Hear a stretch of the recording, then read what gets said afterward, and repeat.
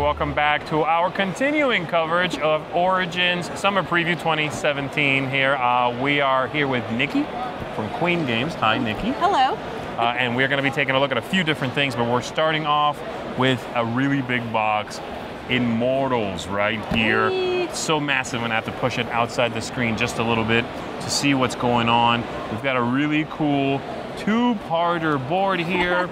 Dice tower in which we're going to throw in some cubes.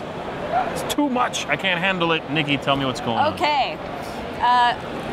I showed this at Gamma, but all I had were some pictures on my computer. Yeah, so now we've got right.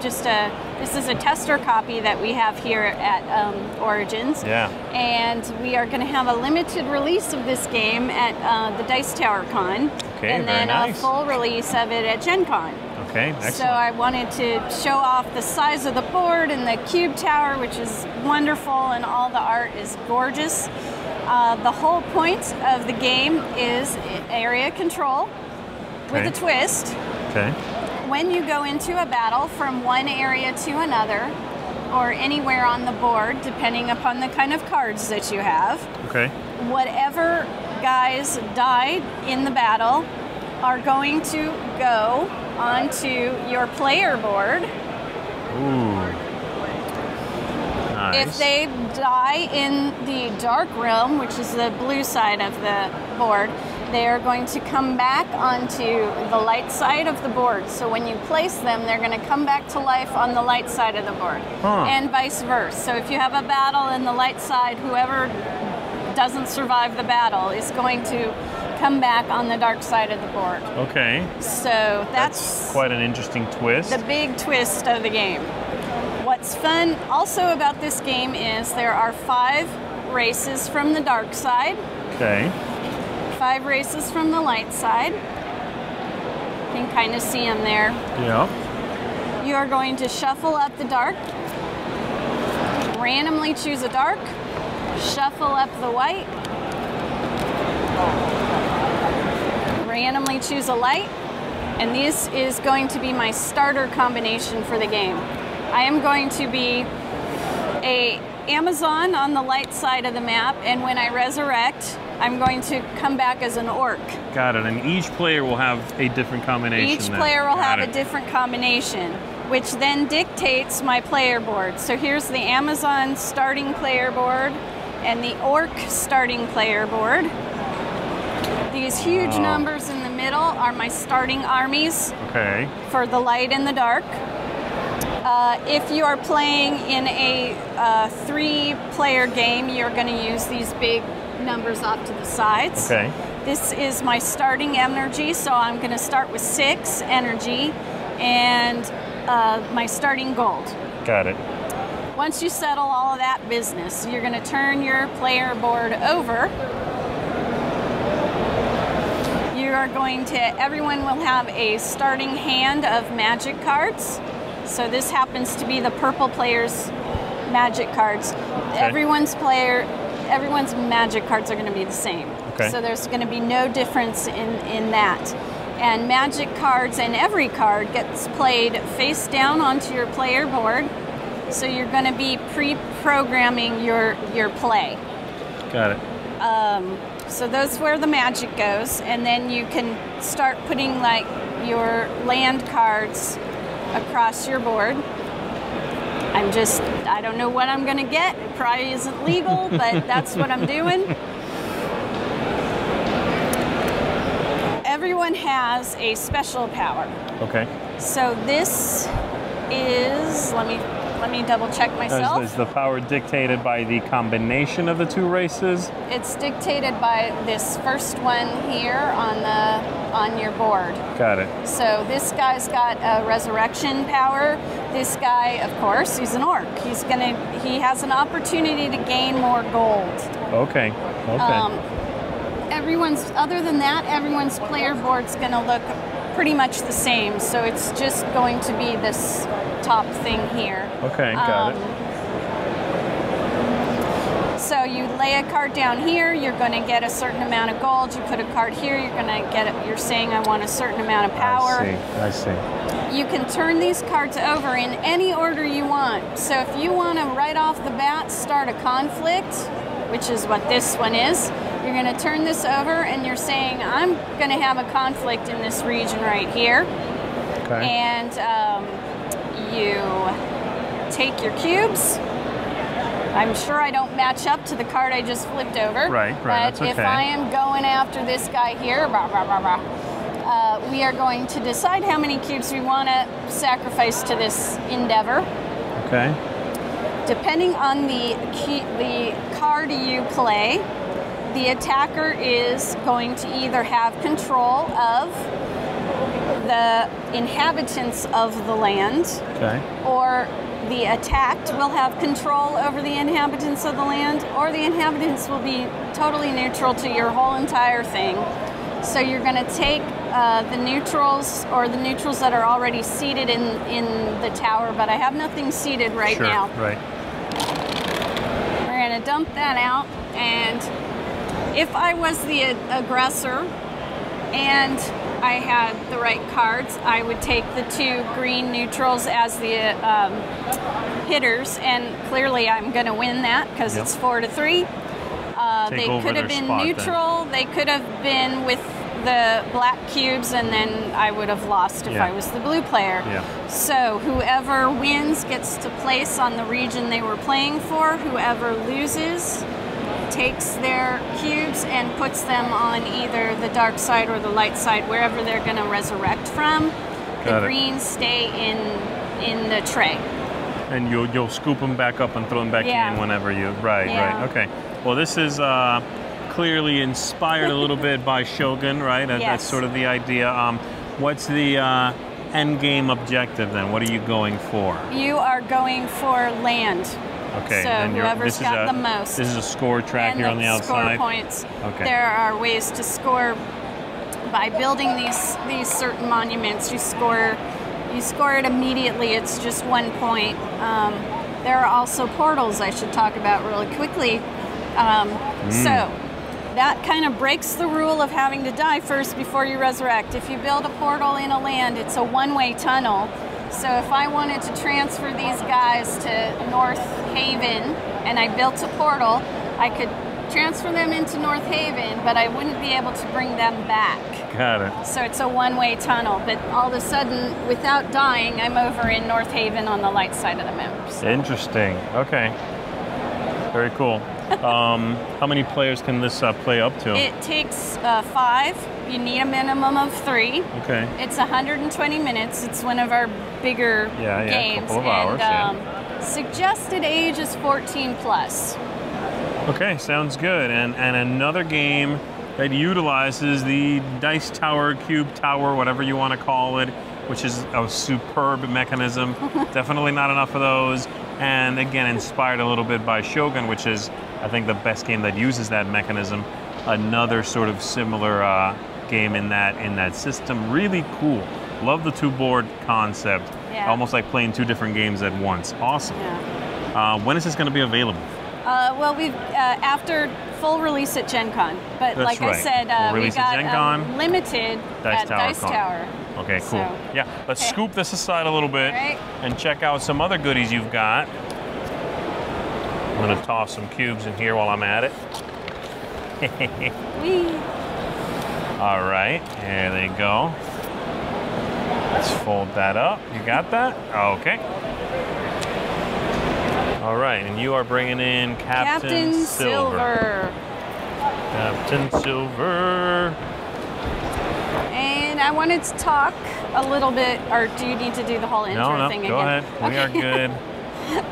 I wanted to talk a little bit about this because it's up for the Spiel des Jahres for the children's games. That's right. And that gets announced on the 19th. So it gets announced a little earlier than all the other games in the 2 other categories. But I wanted to show this one off. It's a lot of fun. Yes, it's a game that's already got some pedigree, is what we're saying, folks. Already a nominee. And I like showing off that the game board is double-sided for the board where you're going to play your ships. Okay. This one is not double-sided. It's the volcano board, and it goes all the way at the end of the board, which is super long. Okay. Then we've got the double-sided boards with all the shapes in them, and it all goes together like a puzzle. Okay, gotcha. And there's a ton of them. Okay. And you just play a big, huge, and long just this board. one at the end then, right? Somewhere? Any way you want. Okay, got it.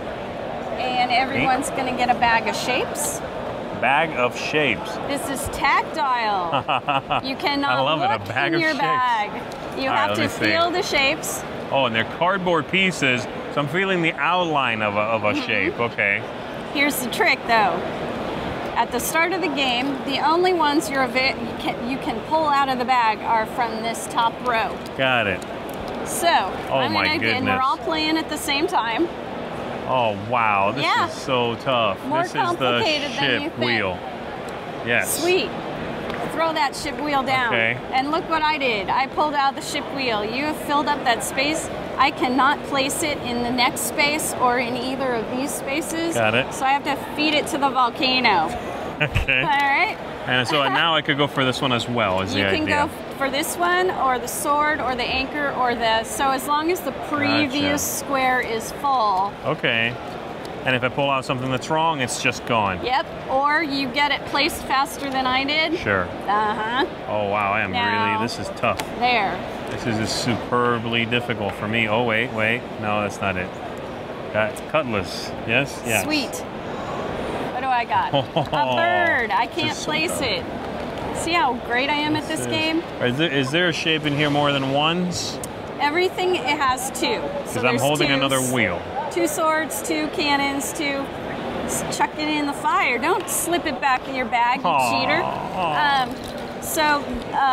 We play until one of these lanes is filled. Okay, all the way back here, okay. Then we get these handy dandy markers, and you randomly draw one. Got it. And that matches that tower on the end. Yeah, if we had here. played a full round, there would be some pieces in there. Yep. That tells us we're going to evaluate that line first. Ooh, okay. And what you're doing when we evaluate, of course, is make sure you put the right piece there, which usually you do. Ship movement. So that's one ship movement on this track here that I pointed out. One. What you're trying to do on this track is land on or cross over a port. Got it.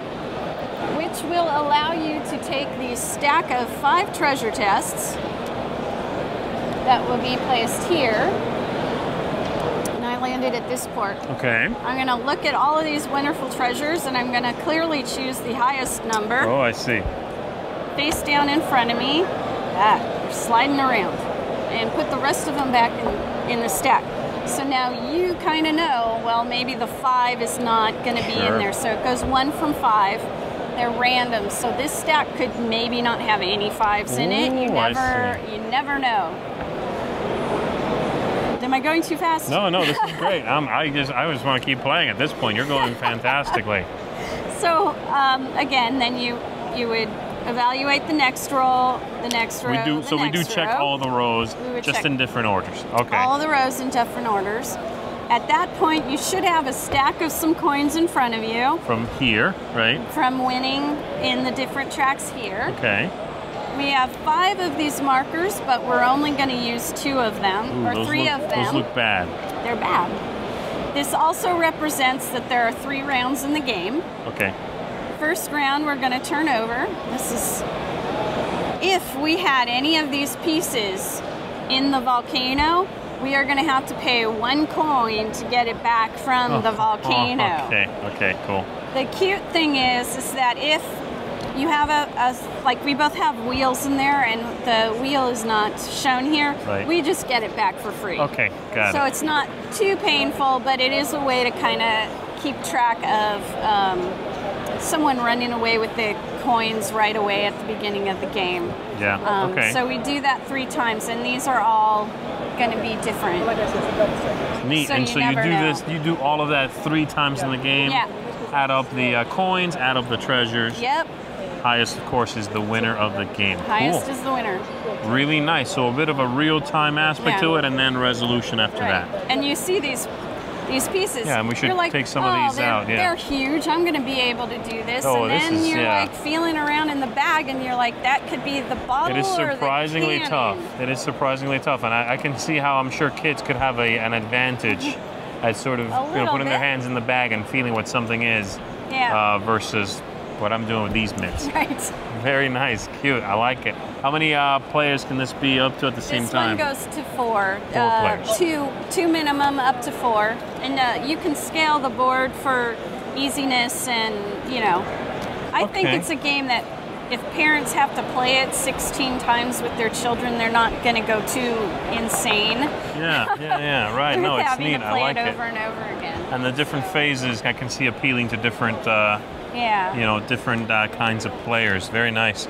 This is available right now? This is available right now. Okay, and what's the MSRP on that? I couldn't tell you. You don't know. Folks, it's nominated for an award, okay? It's nominated for an award. You have kids, go get it.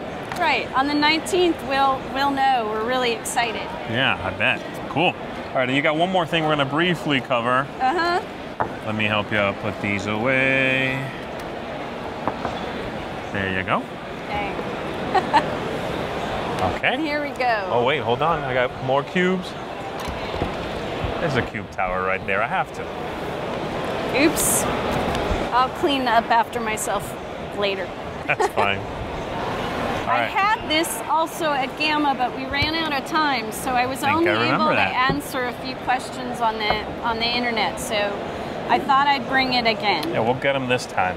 So you can at least see what you're getting. Okay.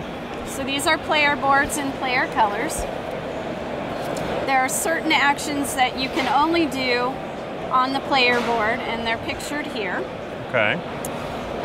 When your Templars pass away, they're going to go onto this board. So it's not such a bad thing if they get booted from various things on the big player board, because it'll allow you to do these special actions on your player mat. Okay, I see. I'll leave one of those out and get the rest out of the way. You want me to get this out of here? Sure. This is a nice big board. Open that. Ooh. And it's upside down as well. Ooh. Cool. There you go. I'll show that off. And you get the Popa. Joking around, but he has his own special track. And as well he should. The green flags are generally good actions for yourself. Okay. If you move him to a red action, then there are bad things for other players in the game. So the first player in each round will move him according to what they want. According to how mean they are is what it sounds like you're saying. Well, as you can see, it's a little bit longer of a trek if you go the good way. That's true, right. Right. It's like, hey, I had to. It is a harder road to walk, you know. Yes. And then we've got a whole bunch of these city markers. And these look like they go on the outsides like these? They do, and you're going to randomly fill up all of the outside spaces with these. Gotcha. Which you're going to end up with 2 leftovers, so I'm just going to throw those out. Yep, like that.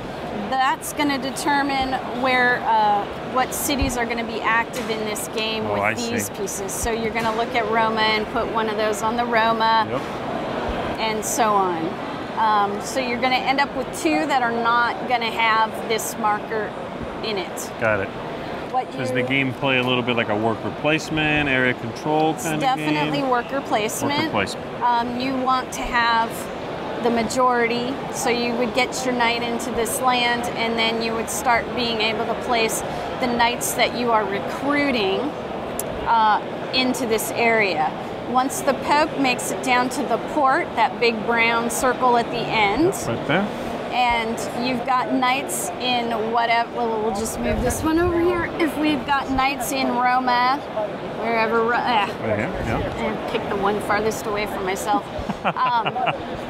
whoever's got the majority is going to put one of their knights in the boat first. Then the second place person will put their, until the boat's full. Okay. That particular boat only has seats for 4 guys. That is the smallest one I can see here, yeah. So any of those guys that don't fit, that's where this player board is mentioned at the beginning of the game. And if you want it, you get to take the edict token and put it on your, on your player board.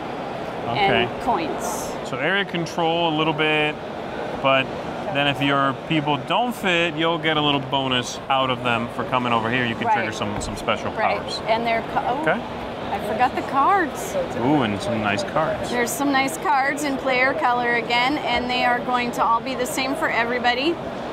The ones with the green shields are safe, kind of considered a safe action. Okay. The ones with the swords are kind of a risky action. What's going to happen is everyone's going to play a card at the same time. If 2 of you play the same card, you are going to have to take the penalty for playing the same card, which is not fun. But if nobody else has played the card, your benefit is much greater than playing it safe with the safe card. Gotcha. Interesting. Yeah. So are there 3? So 3 safe, 3 risky, and they're sort of versions of each other. Is that the idea? I think I got all the blue guys out. Is this guy blue? No, he's green. Yeah, so 3 and 3. Yep. Okay, interesting. A little bit of a push your luck there then. Added incentive for the end of the game. Bonus. Bonus scoring. Cool. How long is the gameplay? Do you know? That is about an hour-long game, and it's 3 to 5 players. And this one is also a 14 plus. 14 plus available now. Available soon. now. Yeah, right now. Okay. Excellent. Awesome. Well, Nikki, I think that's a good overview of lots of very different games, actually. Yeah. You've got the kids game, you've got a little area control, and of course, the big Immortals box we took a look at earlier. Thanks very much for coming by and showing all this off. And thank you all for tuning in. We'll see you real soon. Hi everybody, Rob Oren, as always, here at the Origin 2017 Summer Preview. I have, from Queen Games, none other than the wonderful Nikki. How are you, Nikki? Hi, good. Great to have you here. It's good to finally meet you. Well, there you go. We got a bunch of questions from everybody, so we'll try not to keep you here too long. Okay. But they wanted to know the price point for Immortals. I can say we're thinking about 70. Okay. But I cannot say that is 100% correct. Okay. And will that be the production copy? Is it going to be that big? Yes. That's awesome. Yeah, it's like a Shogun box or one of our big boxes, but it's about half of an inch taller than one of our big boxes. So the front's the same scale, but the height is a little thicker. And that's like the next question. Are you going to be able to put that dice tower in there? Oh yeah, I can. It's in there now. We even have the tray set up for it. That's amazing. I took a look at that. I said, I've got to have that. Yeah. I've got to have that. The dice tower's already, the tower part's already built and in the box. Amazing. Yeah. Amazing. Expansions for Armageddon. Are there going to be any? I haven't heard anything about expansions for Armageddon, so. Okay. No. Deluxe edition for Shogun. Okay. That's new to me too. Okay. I'm not very helpful. They're looking. Would you categorize Templar as a heavy family game? And is the 14 and up for content or complexity? Complexity, not for content. And I would say if your children are gamers, they, of course, will need a little bit of your help, but I would say a heavy family game if your children already kind of have that gamer instinct. Okay. The next question was, are there going to be any expansions for Treasure Hunter? That one I don't think so. No? We had the Sorry, Goblins guys. loot, and it's around, it's hard to find, but I think that was as far as we were going with that one. All right. And that's pretty much everything we got for you. I want to thank you so much for coming by and spending time and showing off all your wonderful works. You guys make great games. You're doing a great job. Okay. Thank you so much. It was so nice to meet you. Yeah. All right.